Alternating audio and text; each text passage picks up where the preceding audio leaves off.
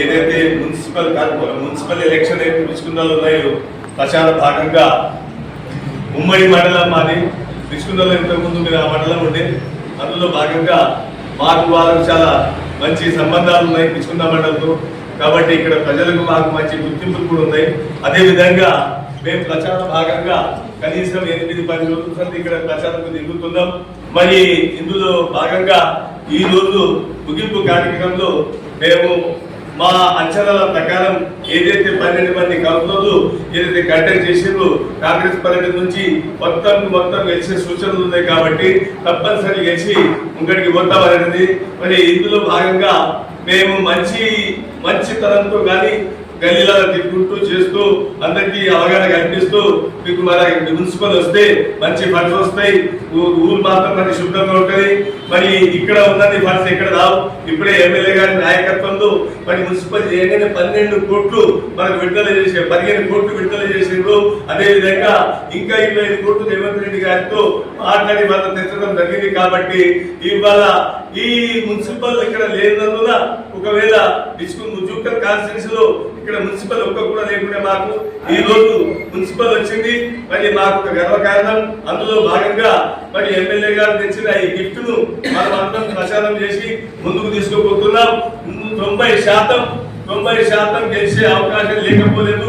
తప్పనిసరి కాంగ్రెస్ చైర్మన్ ఉంటాడు.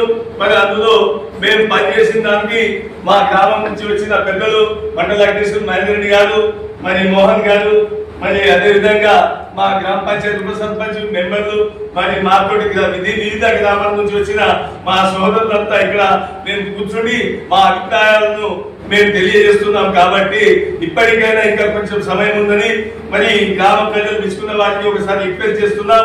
మీరు మాత్రం అర్థం చేసుకోండి. ఇంకా 3 సంవత్సరాలు ఈ ప్రభుత్వం ఉందని ఇక్కడ ఎమ్మెల్యే గారు ఉన్నారు.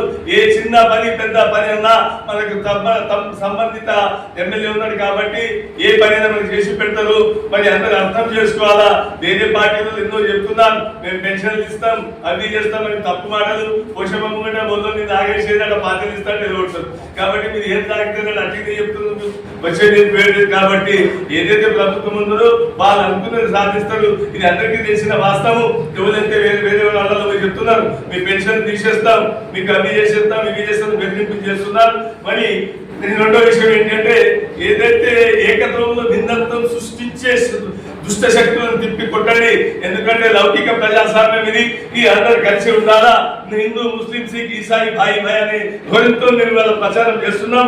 అందరు సమైక్యంగా ఉన్నాం. కాబట్టి ఈసారి ఈ మున్సిపల్ లోపల ఏదైతే కాంగ్రెస్ జెండా ఎగరేస్తామని తప్పనిసరి మీ అందరికీ చెప్తూ మరి ఈ కార్యక్రమం ఇచ్చేసి మా ఈ ఛానల్ వారు కూడా మాతో మాట్లాడుతున్న వాళ్ళందరికీ ధన్యవాదాలు చెప్తూ ముగిస్తున్నాం.